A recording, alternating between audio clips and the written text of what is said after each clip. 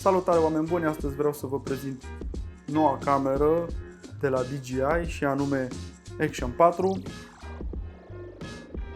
Tocmai mi-a sosit și am apucat să o testez câteva zile. I-am făcut câteva teste pe care le veți vedea și voi imediat. Am făcut câteva teste pe timp de zi, pe timp de noapte și pe apus, ca să ne facem o idee cât de bine poate să se descurce în condiții de iluminare diferite sau cât mai diferite sau chiar inexistentă iluminarea.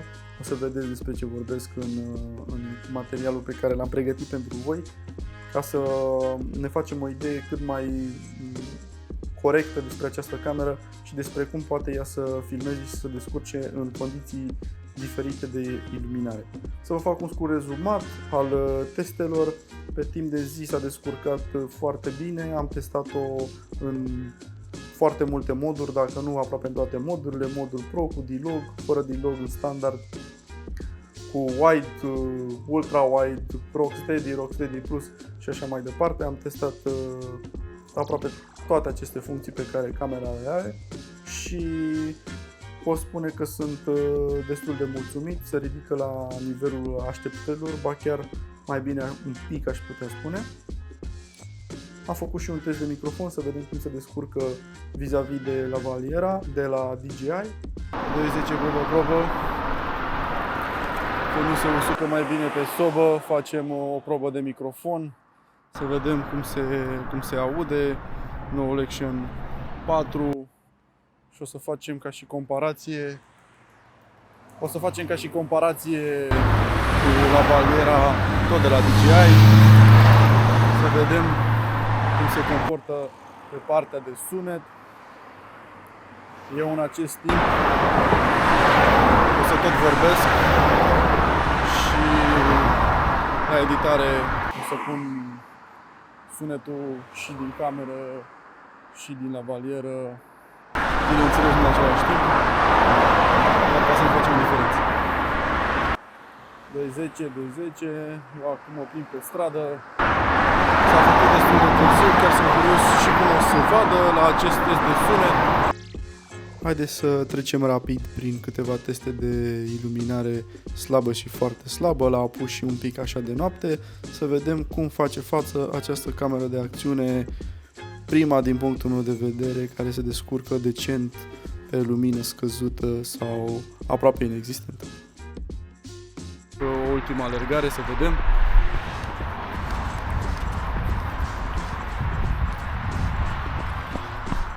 Modul Pro.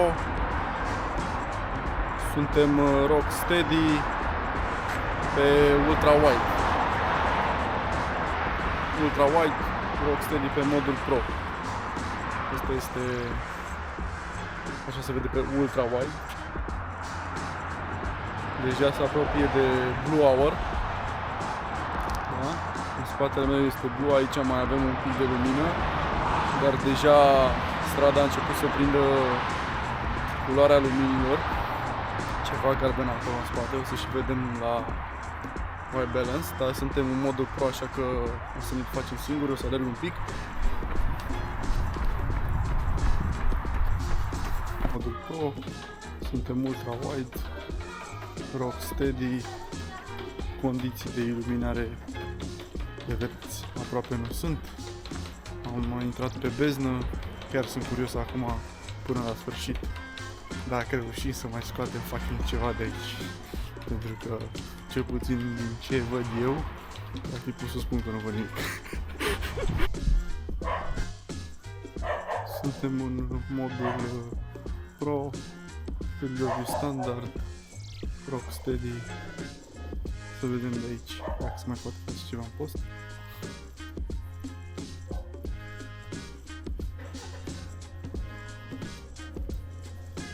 Perfect, mergem mai departe.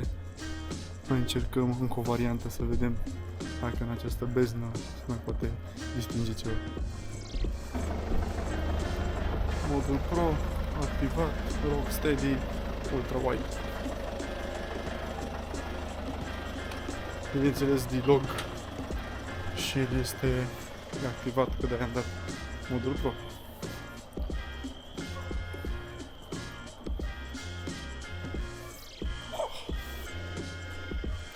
Mergem mai departe.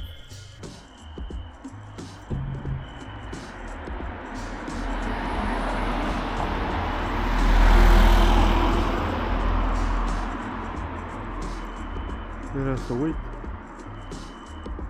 de acest mod.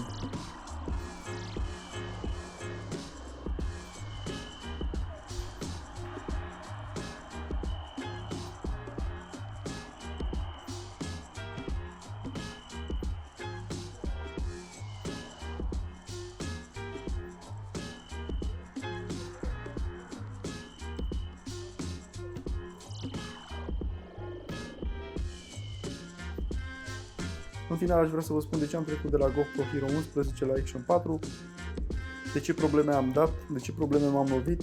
Poate v-ați lovit și voi și acum puteți să optați către o variantă mai bună. Această cameră știe să filmeze dacă este alimentată de la un powerbank și mai mult de atât și încarcă bateria, ceea ce GoPro Hero nu putea să facă.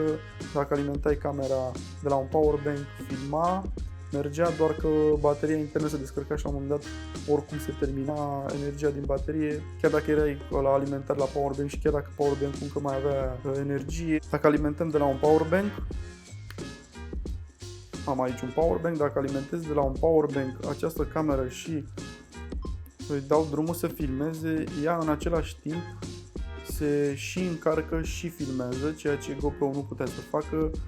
GoPro putea să filmeze, dar nu putea să încarce, adică bateria internă din GoPro se descărca ușor și la un moment dat tot ajungea să rămână fără baterie și se oprea. Aici nu este cazul, dacă ai o baterie mare, poate filma practic câte ține bateria, câte ține powerbank-ul extern. Suntem în rec și această cameră știe să mai facă ceva în caz de ajungem totuși cu ea la overheat, deși este mult mai greu față de GoPro, dar să spunem că ajungem, este afară un soare foarte puternic și o căldură foarte mare și întâmpinăm problema asta în care ajunge să aibă overheat, putem să facem următorul lucru, o alimentăm de la un powerbank și îi scoatem bateria. Eram în rec când am făcut treaba asta, pentru că da, poate să facă treaba asta și dacă ești în rec, poți să scoți bateria. Scoțând bateria din ea și rămânând pe powerbank, înăuntru s-a creat o cameră goală, unde se mai disipă căldura, plus că în timpul filmării bateria oricum se încălzește. Dar acum dacă bateria nu este înăuntru, nu are cum să se încălzească, bateria este la mine în mână. Camera este goală, adică goală fără baterie și așa se poate filma fără overheat, fără niciun fel de problemă în orice condiții. Dar oricum camera este destul de greu de supra-solicitat să ajungi la overheat. Dar și dacă se ajunge la overheat, aceasta este varianta de a scăpa destul de lejer, fără overheat, fără niciun fel de problemă, pentru persoanele care sunt interesate să filmeze la 4K 60 de frame-uri sau ceva mai mult, unde procesorul este supra-solicitat și este logic o să apară o problemă de încălzire acolo. Dacă totuși vreți să evitați această problemă și aveți cum să purtați acest powerbank cu voi sau să manageriați cumva situația powerbank-ului, atât cât scoatem bateria și o alimentăm la powerbank, este destul de greu, dacă nu foarte greu, să o ducem în overheat. Deși probabil și acolo la un moment dat, în anumite situații va ajunge, dar foarte greu. Cam asta este, am trecut la Action 4 datorită faptului că nu am probleme cu overheat-ul, datorită faptului că pot să alimentez oricând un powerbank extern de orice fel, nu ca la GoPro care trebuia să aibă anumite caracteristici sau unele powerbank-uri mergeau, unele nu mergeau. Pot să alimentez și cu bateria în cameră, pot să alimentez și fără baterie în cameră, ceea ce este iarăși foarte bine. Dacă aveți întrebări să-mi puneți despre această cameră, nu ezitați să-mi scrieți în comentarii, pentru că poate vă interesează ceva anume și vă pot fi de ajutor.